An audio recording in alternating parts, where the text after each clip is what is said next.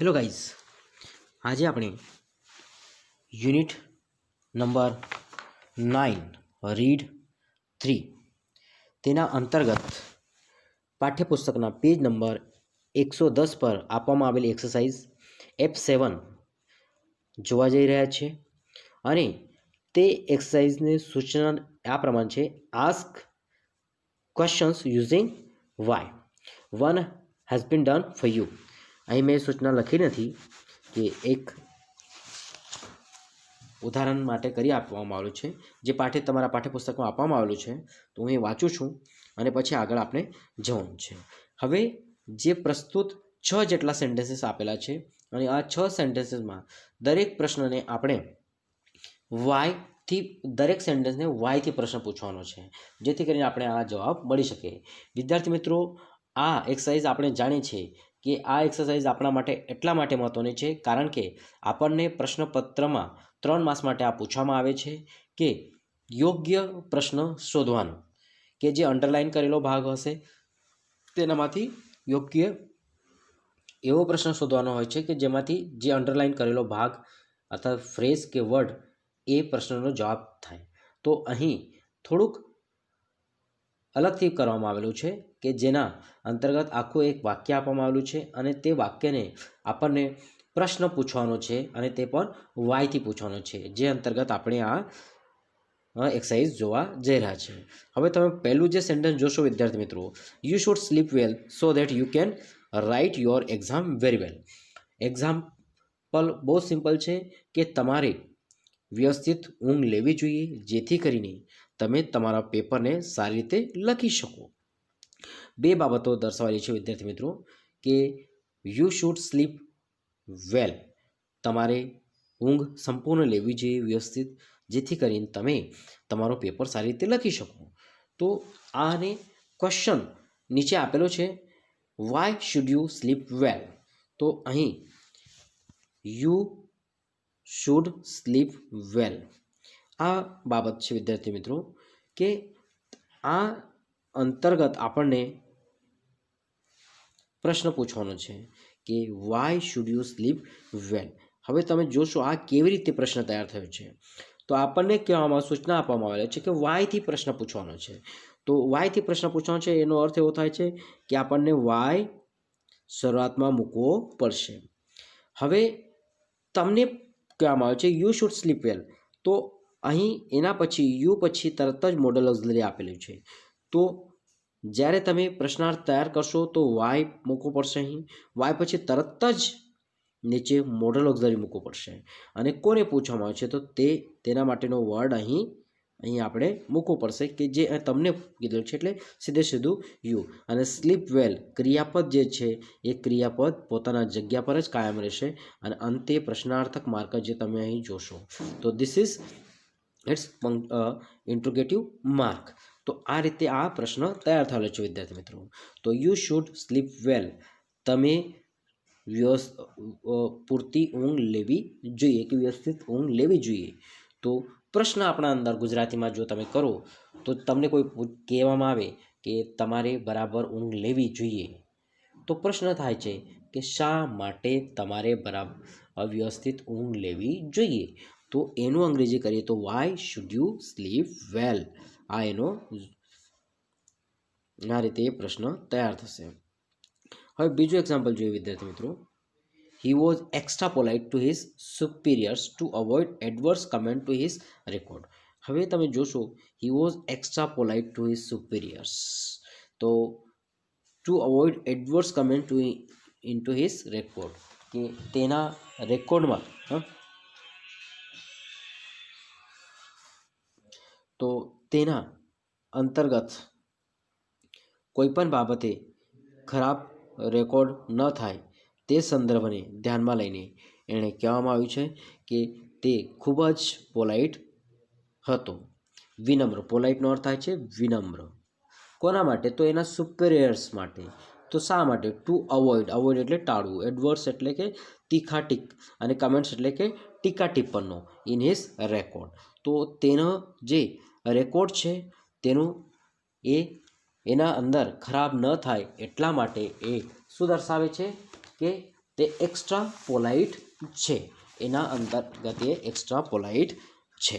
તો એના અંતર્ગત તમે જોશો તો તમને જોવા મળશે વિદ્યાર્થી મિત્રો, તો એનો પ્રશ્ન તૈયાર થાય છે. તો why was he extra polite to his superiors. હવે ભૂતકાળમાં બાબત છે એટલે આપણો પ્રશ્ન પણ કેવી રીતે થશે વિદ્યાર્થી મિત્રો? ભૂતકાળમાં જ થશે. તો આપણને શરૂઆતમાં વાય મૂકવામાં આવેલો છે, પછી ટુ બીનું ફોર્મ આપવામાં આવેલું છે, why was he.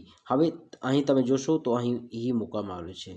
Y was he extra polite to his superiors, extra polite to his superiors. આગળનું જેમ છે તેમ જ મૂકવામાં આવેલું છે અને અંતે ક્વેશ્ચન માર્ક્સ આપવામાં આવેલું છે.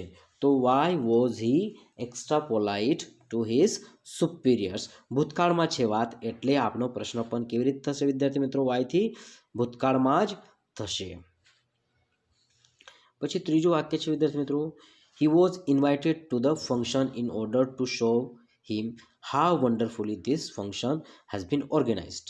હવે સામાન્યપણે એનું ગુજરાતી મિનિંગ સમજીએ તો he was invited to the function, તેણે ફંક્શનમાં આમંત્રણ આપવામાં આવ્યું. In order to show him, એમને બતાવવાના હેતુથી. How wonderfully this function has been organised, કે આ જે ફંક્શન હતું તો કેટલા સરસ મજાની રીતે, અદ્ભુત રીતે એને આયોજન કરવામાં આવ્યું છે કે ગોઠવવામાં આવ્યું છે. તો વાત શાનામાં છે? વાક્ય શાનામાં છે વિદ્યાર્થી મિત્રો? ભૂતકાળમાં છે. હી was invited to the function, આ ભૂતકાળમાં વાક્ય છે. તો આપણો પ્રશ્ન પણ કેવી રીતે થશે? ભૂતકાળમાં જ થશે. તો તમે જોશો અહીં વાયથી પ્રશ્ન પૂછવાનો છે એટલે અહીં વાય મૂકવામાં છે. વાય વોઝ, વાય પછી તરત જ ટુ બી ફોર્મ મૂકવામાં આવશે વિદ્યાર્થી મિત્રો. Y was he invited to the function, તેણે શા માટે ફંક્શનમાં બોલાવવામાં આવ્યું હતું કે આમંત્રિત કરવામાં આવ્યા હતા. તો why was he invited to the function. શરૂઆતમાં તમને વાય મૂકવો પડશે, પછી તરત જ ટુ બીનું રૂપ મૂકવાનું, પછી તરત જ કરતા પછી ક્રિયાપદ અને પછી અધર વર્ડ્સ. તો જોશો તમે ઇન્વાઇટેડ ટુ ધ ફંક્શન ભૂતકાળમાં છે એટલે સીધું ભૂતકાળમાં જ જશે. પછી ચોથું વાક્ય છે વિદ્યાર્થી મિત્રો, late us go now so that we can catch the train. Late us go now so that we can catch the train. હવે તમે જોશો અહીં તો લેટ અસ ગો નાવ, તો ચાલો આપણે જઈએ. તો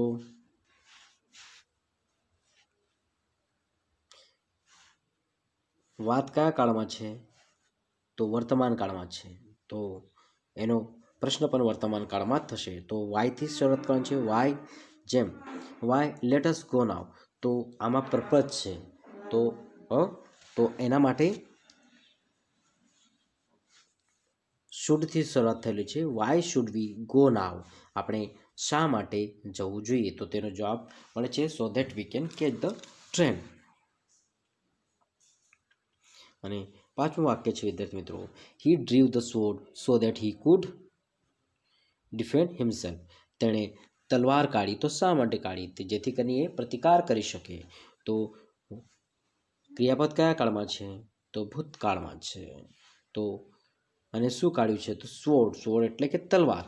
તો ભૂતકાળમાં ક્રિયાપદ છે એટલે આપણો પ્રશ્ન પણ ભૂતકાળમાં થશે.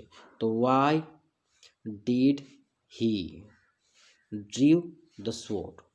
તો why did he drove the sword. અહીં વિદ્યાર્થી મિત્રો તમારી જાણ ખાતર જણાવો, ડીડ આવેલું છે એટલે અહીં ડ્રોવ એ આવશે.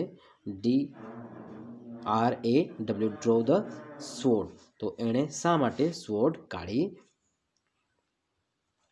અને છેલ્લું વાક્ય છે come here so that I could bless you. તો આવો અહીં જેથી કરીને હું તમને આશીર્વાદ આપી શકું. તો કમ હિયર, તો why should you come here, તો તમે શા માટે અહીં આવવું જોઈએ? તો પ્રશ્ન કમ હિયર, તો અહીં આવો, તો શા માટે આવો? તો this is question, why should you come here. તો આ રીતે પ્રશ્ન તૈયાર થશે. વિદ્યાર્થી મિત્રો, આઈ હોપ તમને આ એક્સરસાઇઝ સમજણ પડી હશે, અને જો ન સમજાઈ હશે તો તમે મને ફોન કરીને પણ પૂછી શકો છો. એક્સરસાઇઝ બહુ સરળ છે વિદ્યાર્થી મિત્રો. પ્રશ્ન વાયથી પૂછવાનો છે અને બધી બાબતમાં ક્રિયાપદ કયા કાળમાં છે એ બાબત આપણને વિચારવું બહુ જ અત્યંત બાબત છે, કારણ કે જ્યાં સુધી ક્રિયાપદ કયા કાળમાં છે એ સમજણ ના પડે તો આપણને યોગ્ય તે પ્રશ્ન તૈયાર થઈ શકશે નહીં. So it is very important for us to know about the verb or about the tense of the sentence. જે વાક્ય છે તેનો ટેન્સ બરાબર સમજીને, ક્રિયાપદ કયા કાળમાં છે તે સમજીને જ પ્રશ્ન તૈયાર કરી શકાય, જેથી કરીને આપણે સારા માર્ક્સ મળી શકે. વિદ્યાર્થી મિત્રો, આઈ હોપ તમને આ એક્સરસાઇઝ સમજણ પડી ગઈ હશે. Till then, thank you.